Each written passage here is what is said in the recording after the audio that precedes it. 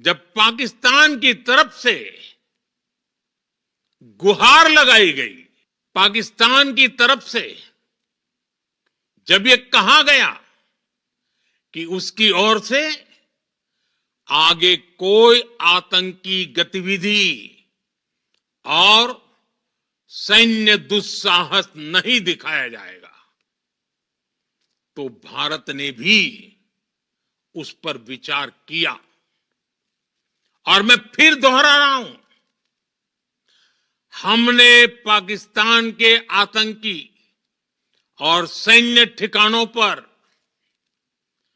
अपनी जवाबी कार्रवाई को अभी सिर्फ स्थगित किया है।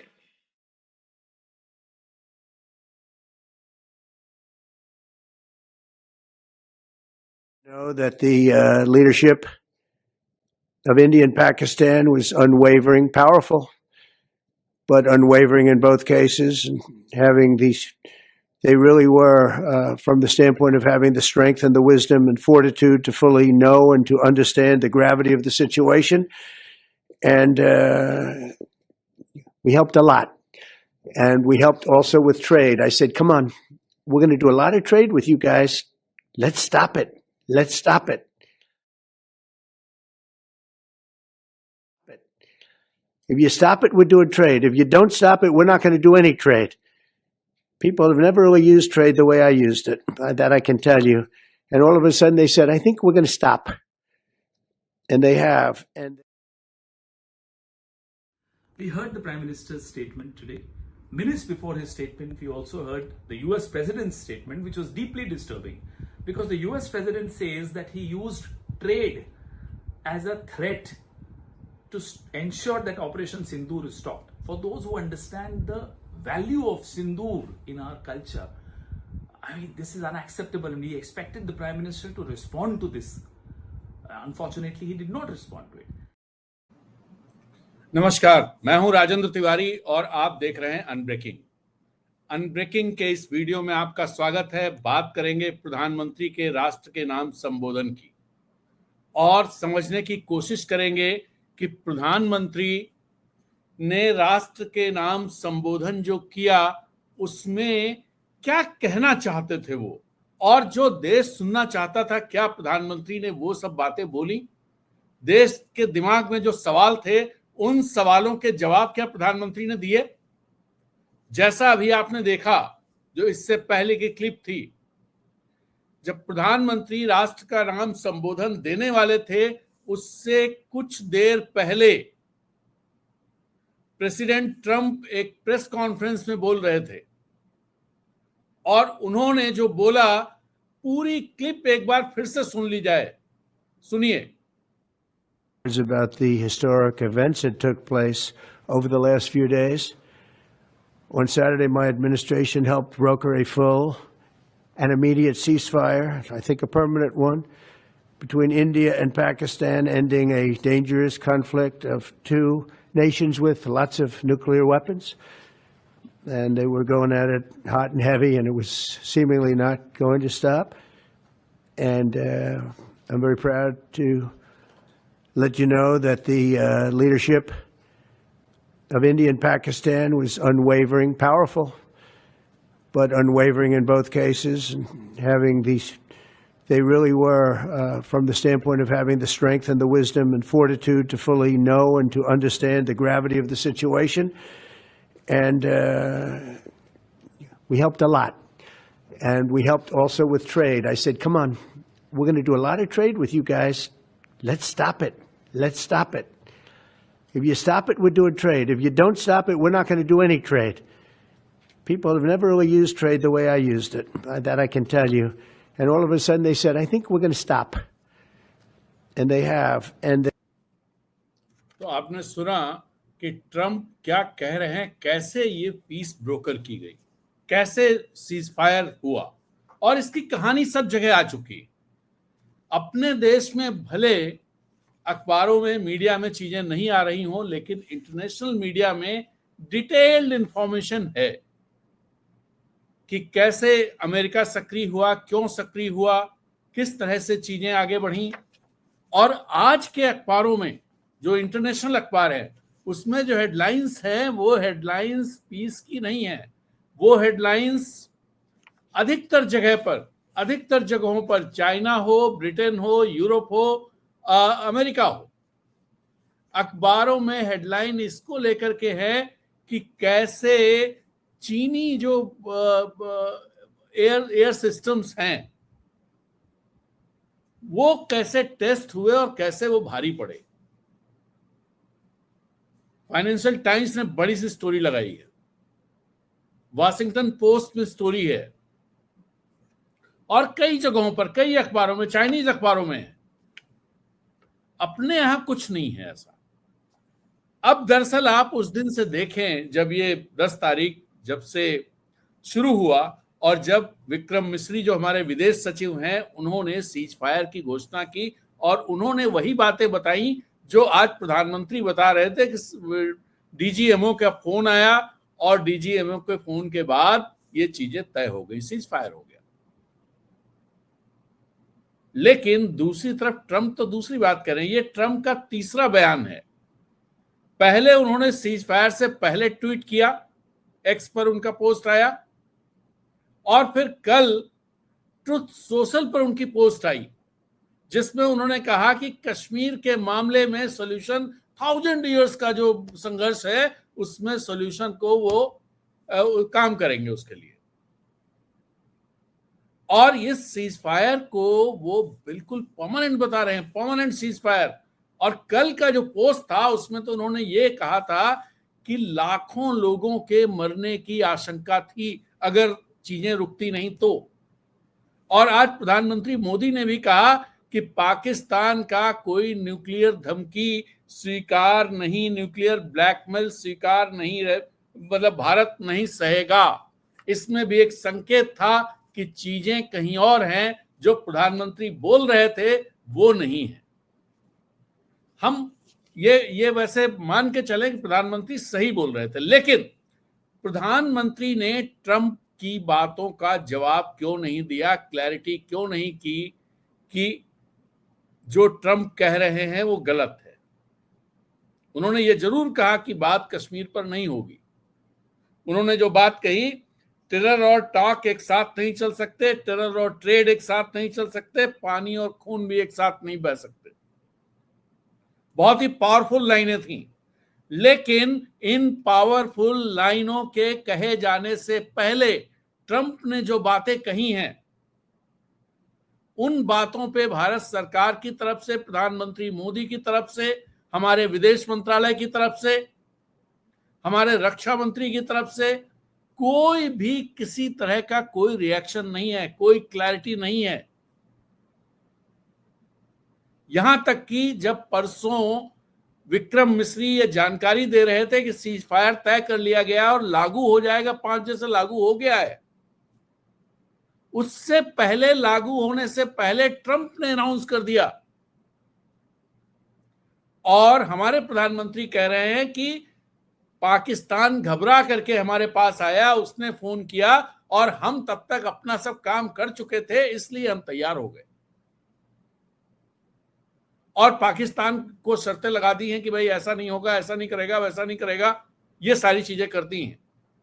और ऑपरेशन सिंदूर तो जारी है, जबकि ट्रंप कह रहे हैं कि this is permanent cease fire.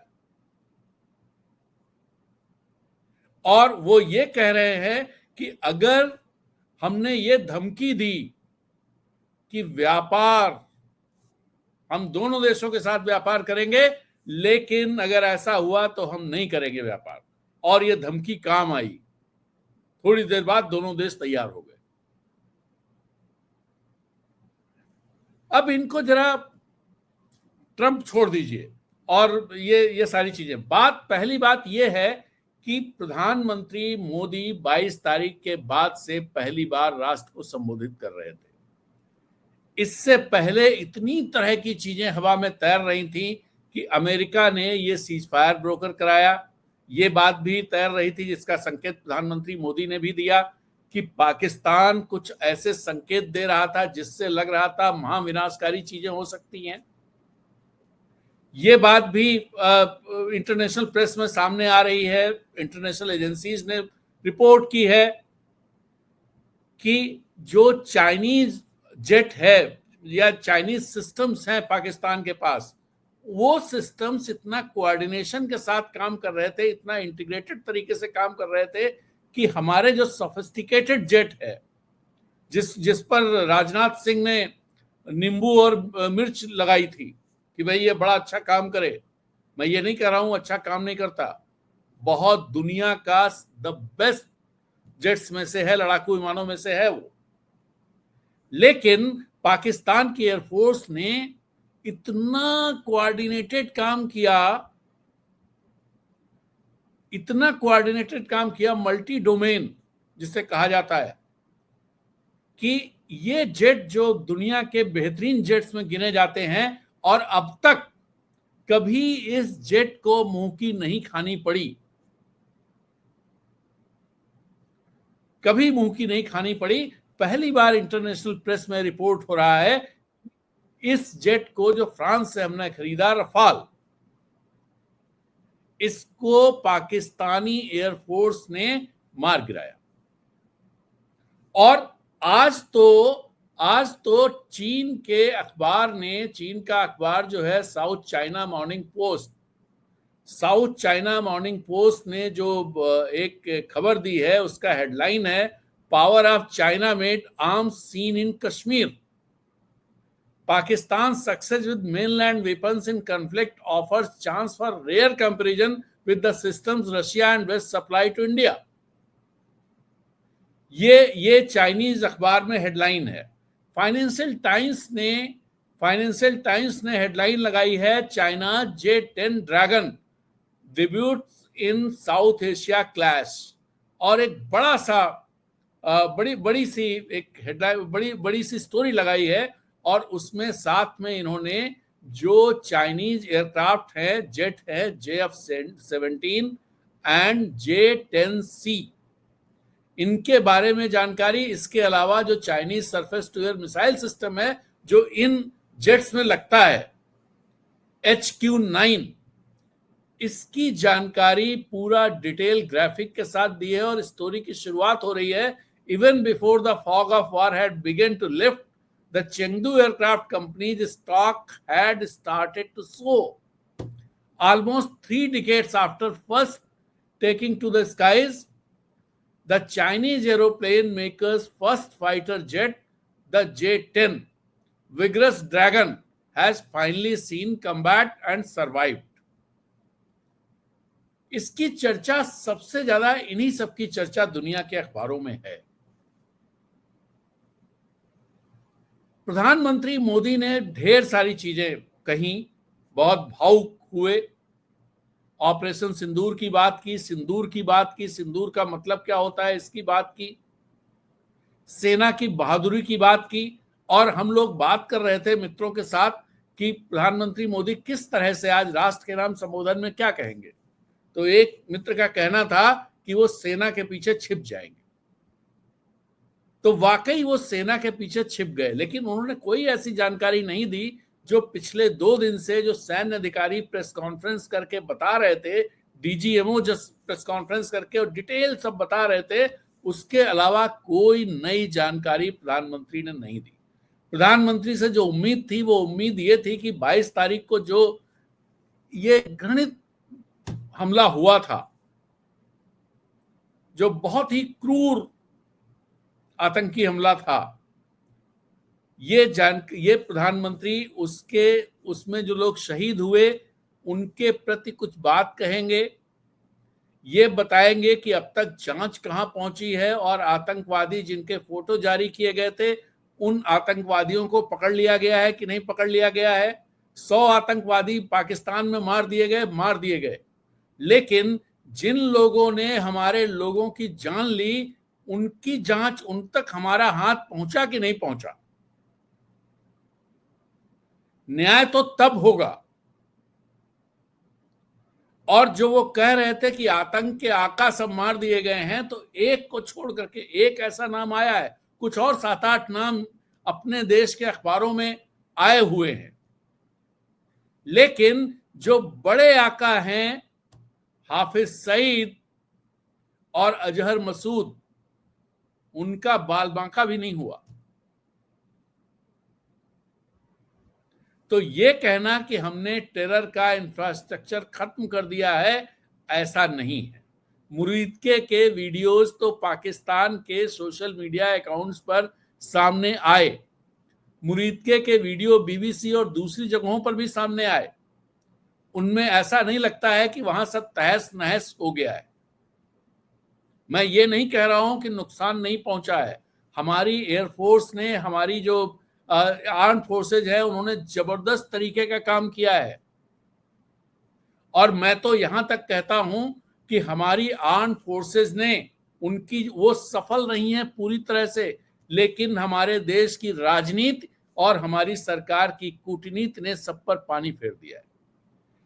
अगर ऐसा नहीं होता तो प्रधानमंत्री आज खुल करके कहते कि प्रेसिडेंट ट्रम्प जो बोल रहे हैं वो झूठ है, वो गलत है, ऐसा कुछ भी नहीं हुआ। जो रूबियो ये बता रहे हैं कि प्राइम मिनिस्टर मोदी से बात हुई, तो मेरी कोई बात रूबियो से इस बारे में सीजफायर को लेकर के नहीं हुई। उन्होंने ये नहीं कहा। रूबियो ने अपने ट्वीट में कहा है कि हमने रात को बात की है प्रधानमंत्री मोदी से। तो रात को, देर रात में अगर प्रधानमंत्री मोदी से बात वहां का विदेश मंत्री कर रहा है, वहां का जो एनएसए है वो कर रहा है, उसका मतलब क्या हुआ? क्योंकि उसी दिन जब ये बात हो रही, जिस रात की बात हो रही है, उसके पहले वहां के वाइस प्रेसिडेंट जेडी वांस ने बहुत साफ शब्दों में कहा था कि हमसे उसका कोई लेना देना नहीं है। तो ऐसा क्या हो गया और ऐसा क्या हुआ कि भारत के प्राइम मिनिस्टर, पाकिस्तान के प्राइम मिनिस्टर, पाकिस्तान के सेनाध्यक्ष, दोनों जगह के एनएसए, इन सब से बात हो रही है। विदेश मंत्री, रक्षा मंत्री, इस बात को प्रधानमंत्री मोदी ने नहीं बताया कि जो अमेरिका के विदेश मंत्री ने जो एक्स पर पोस्ट डाली है, उस पोस्ट में की क्या सच्चाई है। क्या रूबियो झूठ बोल रहे हैं? क्या प्रेसिडेंट ट्रंप झूठ बोल रहे हैं? प्रेसिडेंट ट्रंप कुछ भी बोलने के लिए जाने जाते हैं, झूठ बोल भी सकते हैं, लेकिन भारत सरकार की तरफ से कोई खंडन न होने की वजह से यह कहना कि ट्रंप झूठ बोल रहे हैं, हमें लगता है ट्रंप के साथ ज्यादती होगी। तो ये कुछ चीजें तो ये हैं। इसके अलावा जैसे जो बात एक जो बहुत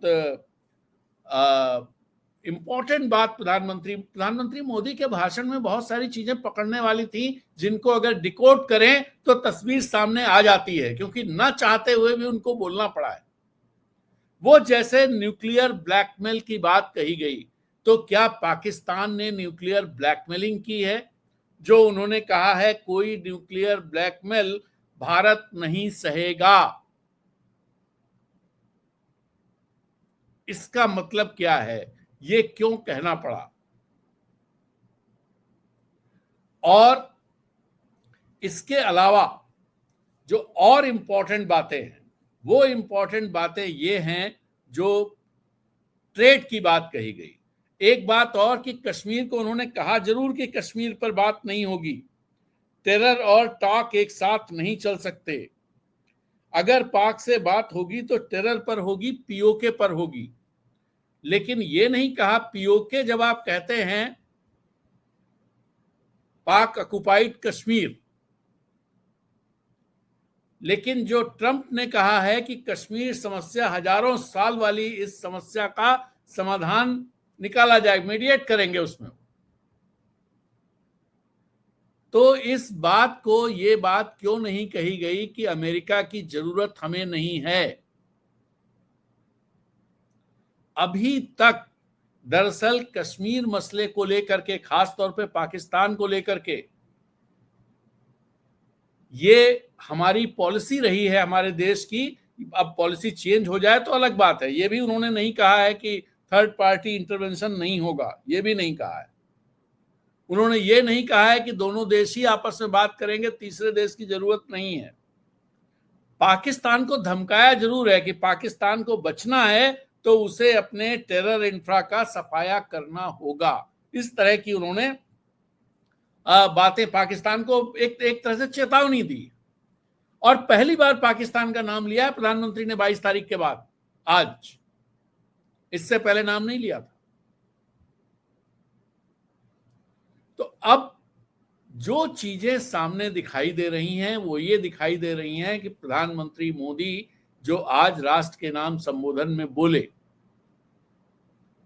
उससे जो धुंध छाई हुई है वो धुंध छटी नहीं है, वो धुंध और गहरा गई है। क्योंकि उसके थोड़ी देर पहले ट्रंप ने प्रेस कॉन्फ्रेंस में ये बयान दे दिया जो अभी आपने सुना। तो क्या अब कई सवाल उठते हैं। एक सवाल तो ये उठता है, क्या हमारी तरफ से जो डिप्लोमेसी है वो काम अमेरिका को दे दिया गया है, हम सिर्फ बयान देंगे? क्या भारत की ताकत ये नहीं रही कि वो आपस में बात करके जो चीजें हो रही थी उनको रोक सके? क्या भारत की ताकत ये नहीं रही, क्या भारत की जो सॉवरेनिटी है वो कहीं से उसका अतिक्रमण किया है अमेरिका ने, कमजोर हुई है? क्या भारत जो अपने को दुनिया की इतनी बड़ी इकोनॉमी, हम लोग हैं 5 नंबर की इकोनॉमी है, 4 नंबर की इकोनॉमी होने वाले हैं, पाकिस्तान हमारे सामने कुछ नहीं है, ना तो इकोनॉमिक रूप से और ना मिलिट्री के तौर पर और ना पॉपुलेशन के तौर पर, ना एरिया के तौर पर। हम दुनिया की बड़ी ताकत है, चौथी बड़ी फायर पावर है हम दुनिया की। लेकिन ट्रंप ने एक झटके में अमेरिका ने हमें पाकिस्तान के साथ खड़ा कर दिया। और उन्होंने कहा, हमने दोनों से कहा ट्रेड के लिए, ट्रेड की बात कि दोनों के साथ मैं ट्रेड करूंगा, लेकिन ये रोको, नहीं रोकोगे ट्रेड नहीं होगा। मतलब हम पाकिस्तान के साथ हाइफनेट हो गए फिर से। जो हमने बड़ी अपनी मेहनत से आगे बढ़ते हुए पाकिस्तान से हमने अपने को अलग किया था। भारत पाक जो हाइफन लगा के लिखते थे, अब वो चीजें खत्म हो गई थी, लेकिन फिर से शुरू हो गई। कश्मीर जिस पर भारत का स्टैंड रहा है, आपको याद होगा कि मुशर्रफ ने कहा था जब आगरा समिट थी, मुशर्रफ कश्मीर को कोर इशू कहते थे और सबसे पहले हमें कश्मीर पे ही बात करनी होगी। भारत का स्टैंड होता था कि सारे इश्यूज पर बात करेंगे। लेकिन अब प्रेसिडेंट ट्रंप ने बहुत साफ साफ लिख दिया है कि कश्मीर पर बात, उससे पहले रूबियो ने लिखा कि दोनों देशों के बीच में किसी न्यूट्रल तीसरी जगह पर बात होगी। ये सब है क्या? ये तो देश को बताना चाहिए, लेकिन प्रधानमंत्री ने नहीं बताया कुछ। चाइना का एंगल क्या है, नहीं बताया प्रधानमंत्री ने।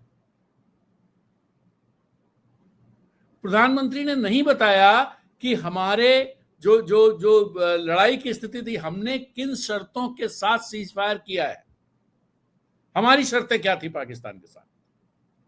जो ट्रंप ने या अमेरिका ने जिन चीजों को सामने किया है, उसमें बहुत साफ दिख रहा है कि पाकिस्तान की शर्त थी कश्मीर पर बात हो। पाकिस्तान की शर्त रही होगी कि हम कहीं मिलें तीसरे उस पर। पाकिस्तान हमेशा मीडिएशन की बात करता रहा है। पाकिस्तान की शर्त रही होगी कि अमेरिका मीडिएट करे, और तैयार हो गए सब उस पर। दरअसल एक 2-3 चीजें हैं जिन पर सबको विचार करना चाहिए, चाहे हम भारतीय जनता पार्टी के समर्थक हों, चाहे हम कांग्रेस के समर्थक हों या किसी और पार्टी के समर्थक हों, ना हो समर्थक किसी के। लेकिन इन चीजों पर विचार करना चाहिए कि जिस तरह की पॉलिटिक्स देश में चल रही है, क्या वो पॉलिटिक्स देश के लिए फायदे की है? क्या इंटरनेशनल इश्यूज को जिस तरह से भारतीय जनता पार्टी डोमेस्टिक मामलों में इस्तेमाल करती है, प्रधानमंत्री मोदी करते हैं, क्या वो देश हित में है? क्या कूटनीति और घरेलू राजनीति को एक साथ मिला दिया जाना चाहिए, घालमेल खिचड़ी बना दी जानी चाहिए? यही सब हुआ है और उसका नतीजा आज हम देख रहे हैं। इन सब चीजों को अगर हम नटशेल में चीजों को देखें तो क्या हमें हासिल क्या हुआ इस पूरे 4-5 दिन का जो घटनाक्रम चला, 4 दिन का, 7 तारीख की मॉर्निंग से 10 तारीख तक, इसमें क्या हासिल हुआ?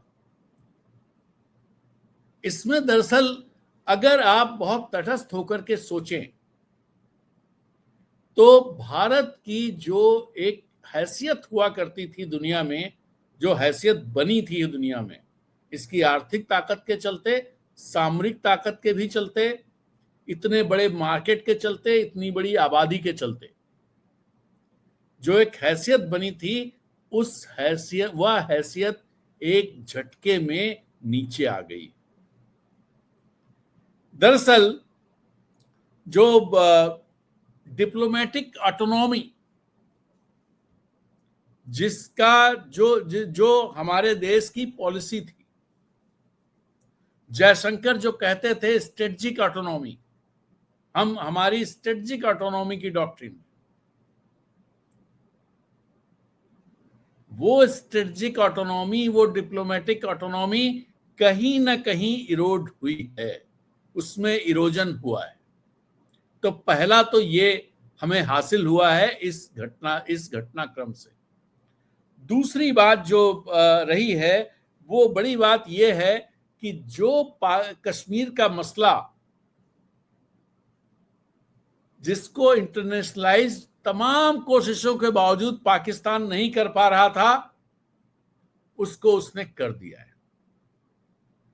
तीसरी बात यह रही कि हम जो पहली बात से ही जुड़ी हुई है कि जो हमारी डिप्लोमेटिक ऑटोनॉमी थी, डिप्लोमेटिक ऑटोनॉमी हमने गिरवी रख दी है अमेरिका के पास। जो क्षरण हुआ है इस वजह से हुआ है। और जो इसके चलते मतलब कहीं ना कहीं हमने अपनी सॉवरेनिटी को कंप्रोमाइज किया है।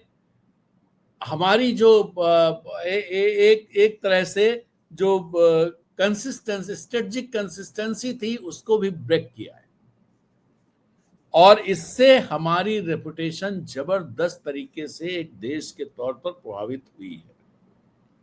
जो एक था कि हम एक autonomous power, resilient autonomous power हैं, अब शायद वो इमेज नहीं। उसकी एक बड़ी वजह यह भी है, आपको याद होगा जब से 22 तारीख के बाद से लगातार हमारे विदेश मंत्री जयशंकर यहां बात कर रहे थे, सब जगह सारे लोगों से, इवन सियरा लोन के काउंटर पार्ट से भी बात की, उन्होंने सब जगह बात की। लेकिन कितने देश भारत के साथ खड़े दिखाई दिए? पाकिस्तान के साथ टर्की खड़ा दिखाई दिया, खुल करके खड़ा दिखाई दिया। उसने एयरक्राफ्ट भेजे, उसने अपना जंगी बेड़ा भेजा कराची, जिसकी फोटोएं आई सामने। लेकिन भारत के साथ कोई खड़ा दिखाई दे क्या? चाइना ने भी सांकेतिक तौर पर यह किया कि अगर ऐसी स्थिति बनेगी तो हम पाकिस्तान के साथ खड़े होंगे, क्योंकि उन्होंने कहा पाकिस्तान की सॉवरेनिटी की रक्षा की जाएगी। What does it mean? सामने से नहीं आया, लेकिन आज जो स्टोरीज हैं और जो चाइना के अखबारों में स्टोरीज हैं वो भी तो बहुत कहानी कहती हैं। और हेडलाइन जो बात मैं आपको कह रहा हूं, उससे इस हेडलाइन को भी जरा समझने की जरूरत है, जो साउथ चाइना मॉर्निंग पोस्ट में लगी है। Power of China made arms seen in Kashmir, not in India, not in Indian subcontinent, seen in Kashmir। इसका मतलब क्या है? इसका मतलब यह है कि कश्मीर को सेंटर में लेके आना है, और वो लेके आ रहे हैं, वो लेके आ रहे हैं। और अभी तक जो भारत पाकिस्तान के बीच में चीजें थी, अब उसमें कहीं ना कहीं कश्मीर को लेकर के चाइना भी एक पार्टी के तौर पर सामने आके खड़ा होने वाला है, ऐसा दिख रहा है। कई स्टोरीज में, इंटरनेशनल स्टोरीज में, यह कहा गया कि कश्मीर, जम्मू एंड कश्मीर, जिसका एक हिस्सा भारत में है, एक हिस्सा पाक ऑक्युपाइड है और एक हिस्सा चाइनीज ऑक्युपाइड है। और दरअसल ये जो लाइन आ रही है कि पाकिस्तान, इंडिया, चाइना, ये बड़ी खतरनाक लाइन है। इस लाइन को भी जरा समझने की जरूरत है कि इस लाइन का मतलब क्या हुआ। इस लाइन का मतलब ये है, ये जो 5 अगस्त 2019 को 370 हटा करके जो ये कहा गया, जो पहले से ही भारत का अभिन्न अंग था, अटूट अंग था कश्मीर, जो कश्मीर का आईन था, संविधान था, उसकी शुरुआत ही यहां से होती थी कि भारत का अभिन्न अंग है कश्मीर, जिसको ये प्रचारित किया गया कि नहीं साहब, ये भारत का अंग नहीं है, भारत से अलग है, इसलिए 370 को हटाना जरूरी है। देखिए वहां दूसरा संविधान चलता है।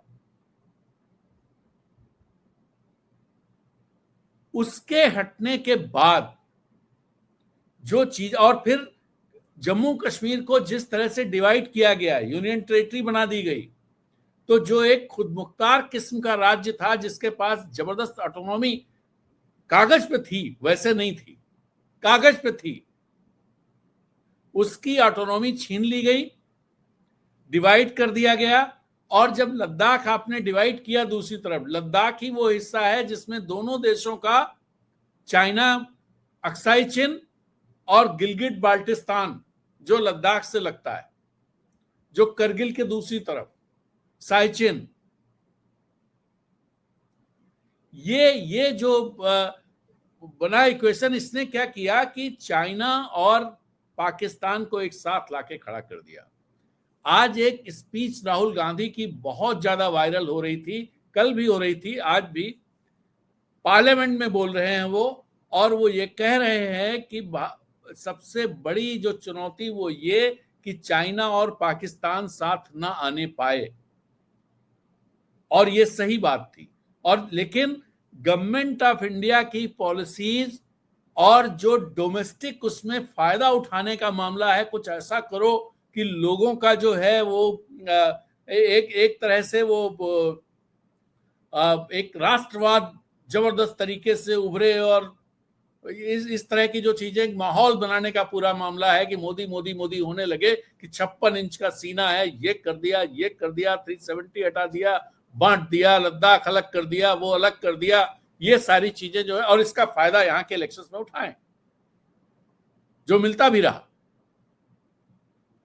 और अभी भी ये जो पूरा घटनाक्रम हुआ है, कई जगहों पर posters and banners and hoardings, जिसमें प्रधानमंत्री मोदी बिल्कुल एयरफोर्स वाली या कॉम्बैट जो उसमें है यूनिफॉर्म में, काला चश्मा लगाए हुए, पीछे एयरक्राफ्ट है, और वो दिखाई दे रहे हैं। ये सारी चीजें बहुत खतरनाक। दरअसल इसका मतलब ये हुआ कि देश आपके लिए इंपॉर्टेंट नहीं है, आपके लिए अपनी पॉलिटिक्स इंपॉर्टेंट है, आपके लिए वोट इंपॉर्टेंट है, आपके लिए सत्ता इंपॉर्टेंट है, देश इंपॉर्टेंट नहीं है। और जो सरकारें देश को आगे रख करके चलती रहीं और इस तरह के छोटे छोटे फायदों के लिए काम नहीं करती रहीं, उनको आप कहते रहे कि ये कमजोर सरकारें थी। जैसे अभी कुछ दिन पहले एक ट्वीट किया गया जिसमें यह बताया गया कि नेहरू से लेकर के और लाल बहादुर शास्त्री, इंदिरा गांधी, राजीव गांधी, सोनिया गांधी, सारे लोग घुटने टेकते रहे पाकिस्तान के सामने। अब ये है तो प्रोपेगेंडा, लेकिन इसको इस तरह से प्रस्तुत क्योंकि लगातार कहा जा रहा है।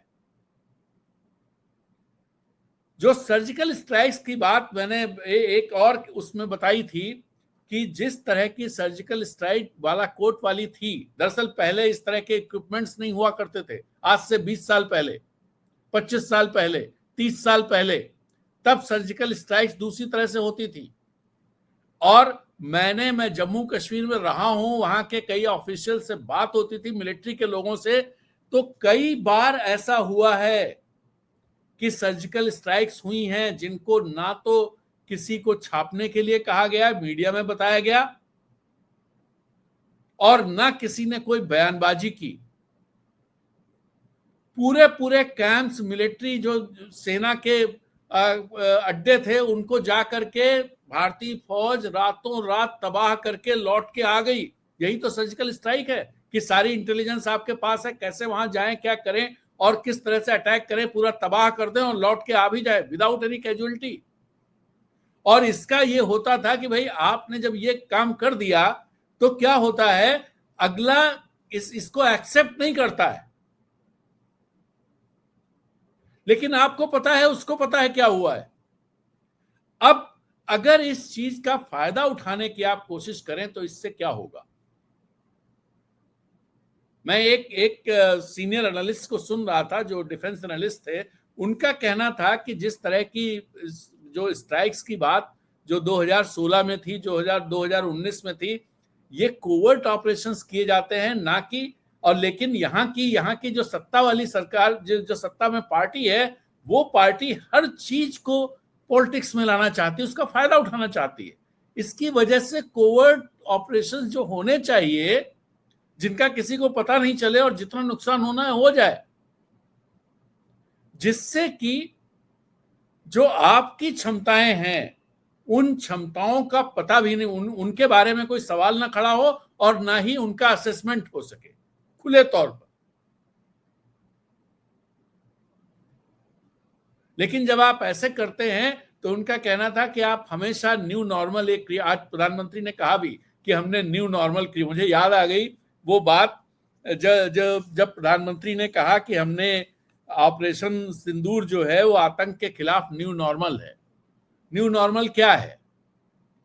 आप जैसे जो कहा कि अगर अब कोई आतंकवादी हमला हुआ तो उसे एक्ट ऑफ वॉर माना जाएगा, ये न्यू नॉर्मल है। और ये आप अपनी फौज पर जबरदस्त ढंग से प्रेशर क्रिएट करते हैं। दरअसल एक्ट ऑफ वॉर, अगर एक हमला हुआ, मान लीजिए कल को कोई हमला होता है, मुझे नहीं पता, कहीं भी हो सकता है, तो क्या आप क्या करेंगे? क्या पाकिस्तान पे हमला बोल देंगे जैसा आज प्रधानमंत्री ने कहा है?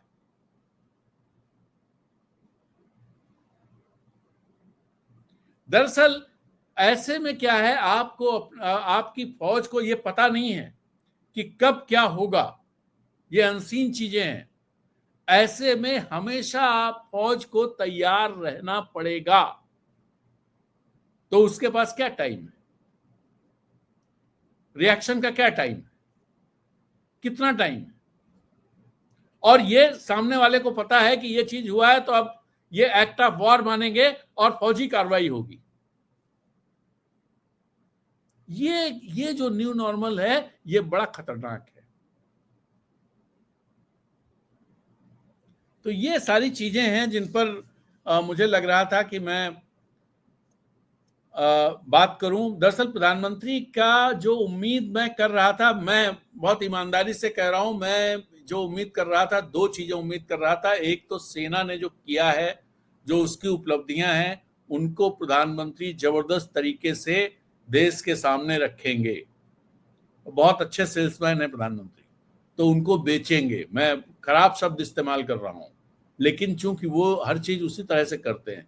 और दूसरा कि पाकिस्तान को जबरदस्त तरीके से निशाना बनाएंगे, और यही दोनों चीजें हुई। मुझे नहीं लगता था कि वो कुछ ऐसी बातों पर कोई वो बोलेंगे सीज फायर कैसे हुआ, या वो बोलेंगे कि जो 22 तारीख का जो वो था उसमें जो घटना हुई थी, उस घटना के जो लोग हैं, जैसे पहली बार प्रधानमंत्री देश से मुखातिब हो रहे थे, मन की बात में हुए थे, लेकिन वो एक अलग तरह का उनका फॉर्मेट है, अलग तरह का प्रोग्राम है। उसमें ना भी बोलते तो क्या था, हालांकि 3-3.5 मिनट बोला था, लेकिन ये जब खास तौर पर इस मौके पर वो देश से मुखातिब हो रहे थे, तो मुझे लग रहा था, ये जरूर मुझे लग रहा था कि वो इस बात पर बोलेंगे जो देश में पूरा गुस्सा है कि ये हमला हुआ कैसे, सुरक्षा में ढील हुई कैसे, क्यों हुई, कौन जिम्मेदार, क्यों आगे नहीं होगी। क्या प्रधानमंत्री लोगों को ये इस तरह का आश्वासन दे पाए या देना चाहिए था? क्या उनको यह कहना चाहिए था कि जिस तरह से शहीदों के परिवारों को निशाना बनाया गया बाद में, उस पर उनको कुछ बोलना चाहिए था? विक्रम मिश्री जो हमारे विदेश सचिव हैं, जो बहुत ही one of the finest IFS officers of the country, अब तक के मतलब हाल फिलहाल में जो फाइनेंस ऑफिसर्स की अगर गिनती होगी उसमें विक्रम मिश्री का नाम होगा। विक्रम मिश्री मोर्चा संभाल रहे थे पूरे 8 तारीख से 7 तारीख से, वही प्रेस कॉन्फ्रेंस कर रहे थे। उनके साथ 2 अफसर बैठी होती थी आर्मी और एयरफोर्स की, जो कंपैरेटिवली जूनियर ऑफिसर थी, एक कर्नल और एक विंग कमांडर, बराबर रैंक के दोनों, एयरफोर्स एंड आर्मी से। वो जो फेस बने हुए थे, वो जो बातें कह रहे थे, उन्होंने जब सीज फायर का अनाउंस किया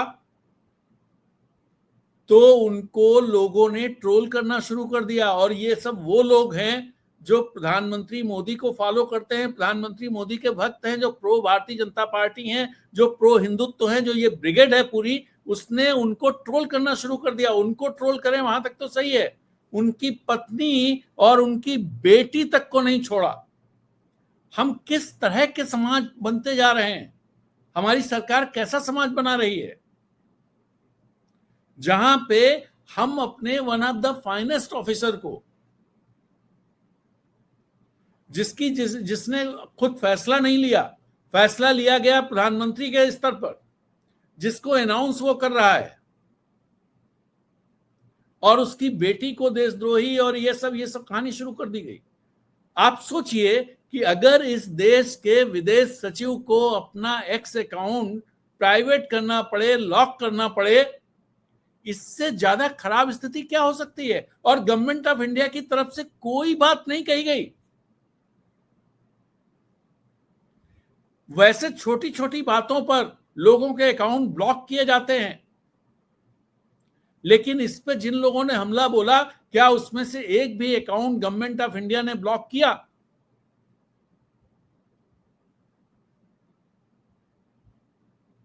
और नहीं किया तो क्यों नहीं किया? उसकी वजह क्या है? इस पर मुझे लगता था विक्रम मिश्री पर भी प्रधानमंत्री मोदी शायद कुछ बोले, लेकिन वो नहीं बोले। वो देखिए, वो पहलगाम के जो शहीद हैं उनके परिवारों पर कुछ नहीं बोले। वो पहलगाम के जो गुनहगार हैं उन तक गवर्नमेंट ऑफ इंडिया उनके गले तक पहुंची कि नहीं पहुंची, हमारा पंजा उनसे कितनी दूर है, इस बारे में कोई जानकारी नहीं हुई। कोई अभी तक कुछ जानकारी नहीं है। इवन जानकारी तो पुलवामा की भी नहीं है कि हुआ क्या था, कैसे 300 किलो आरडीएक्स आ गया था, क्यों एयरक्राफ्ट से उनको नहीं ले जाया गया था सैनिकों को, क्यों उन्हें सड़क पर जाने के लिए मजबूर किया गया था। कोई जांच नहीं, कोई जानकारी नहीं, कुछ नहीं।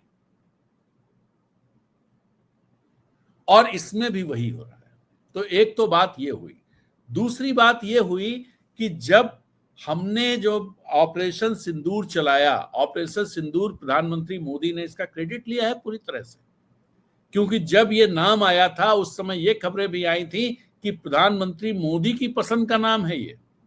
इसके पीछे की कहानी सुनिए, सोचिए कि सिंदूर क्यों? क्योंकि सिंदूर अपने यहाँ की परंपरा में महिलाओं के लिए बहुत ही पवित्र चीज है। और यहां पर जो घटना हुई थी, उस घटना में आतंकवादियों ने महिलाओं के सामने उनके पतियों की हत्या की थी और उनसे कहा था जाकर के मोदी को बता देना।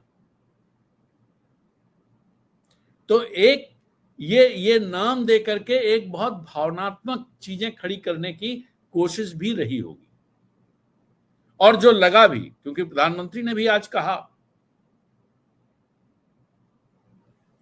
तो ये जो है कि भावनाओं का प्रतिबिंब है, न्याय की अखंड प्रतिज्ञा है, न्याय की अखंड प्रतिज्ञा है, और उस प्रतिज्ञा का हुआ क्या?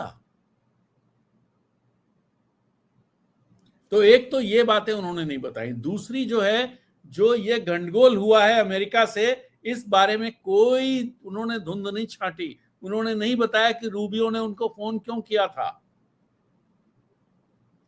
उन्होंने नहीं बताया कि ये जो डीजीएमओ की बात कर रहे हैं, ये बात जब हुई 5 सीजफायर होना था, उससे पहले ट्रंप का ट्वीट कैसे आ गया। उन्होंने नहीं बताया कि ट्रंप कश्मीर की बात कैसे कर रहे हैं। ये जैसे गवर्नमेंट ऑफ इंडिया, प्रधानमंत्री, फौज, हमारी सब कोई कह रहा है कि ये जो सीजफायर है इट्स नॉट परमानेंट।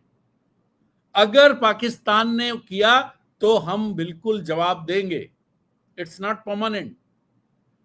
अमेरिका कह रहा है कि इट्स परमानेंट। अमेरिका कह रहा है कि बात होगी। प्रधानमंत्री ने आज जरूर कहा कि नहीं, बात हो सकती है। अगर बात पाक से बात होगी तो टेरर पर होगी और पीओके पर होगी।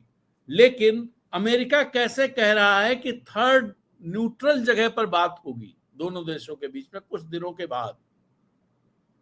अब देखना यह है कि वो बात होती है कि नहीं होती है। भाई, आज तो प्रधानमंत्री ने कुछ साफ कहा नहीं। अमेरिका ने जो कहा है उसका खंडन नहीं किया या अमेरिका को सुनाया नहीं कि तुम कैसे कह सकते हो कुछ। हम एक सॉवरेन नेशन हैं। हमारी सॉवरेनिटी का अतिक्रमण आप कैसे कर सकते हैं, यह सवाल तो पूछा ही जाना चाहिए था इस देश के प्रधानमंत्री के द्वारा, अगर उनकी सहमति नहीं है तो। मैं तो यह सोचता हूं कि जब जेलेंस्की जैसा नेता, यूक्रेन के राष्ट्रपति, वो अगर ट्रंप के मुंह पर ट्रंप को सुना देते हैं, प्रधानमंत्री मोदी और भारत के सामने यूक्रेन कुछ भी नहीं है, कुछ भी नहीं है। अगर जेलेंस्की सुना सकते हैं, अगर दूसरे लोग फ्रांस और ब्रिटेन की बात मान लें, चलिए ठीक है, वो बड़ी दुनिया की ताकतें रही हैं कभी। यूएनएससी में आज भी वीटो है भाई उनके पास, हमारे पास नहीं है। लेकिन और भी लोग तो हैं। अगर कनाडा का प्राइम मिनिस्टर सुना सकता है, अभी कनाडा के जो नए प्राइम मिनिस्टर बने हैं वो गए थे और उन्होंने बहुत साफ साफ बातें की और ट्रंप को सुधरना पड़ गया। ट्रंप ने 51st स्टेट नहीं कहा इस बार, उनको गवर्नर नहीं कहा, प्राइम मिनिस्टर ही कहा।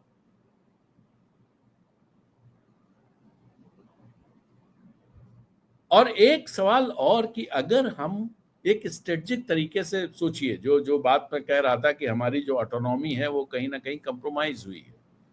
आप सोचिए कि हम अगर अमेरिका इस पूरे उसका मैसेज क्या जाता है कि हम अमेरिका के साथ फुल्ली इंटीग्रेट हो गए।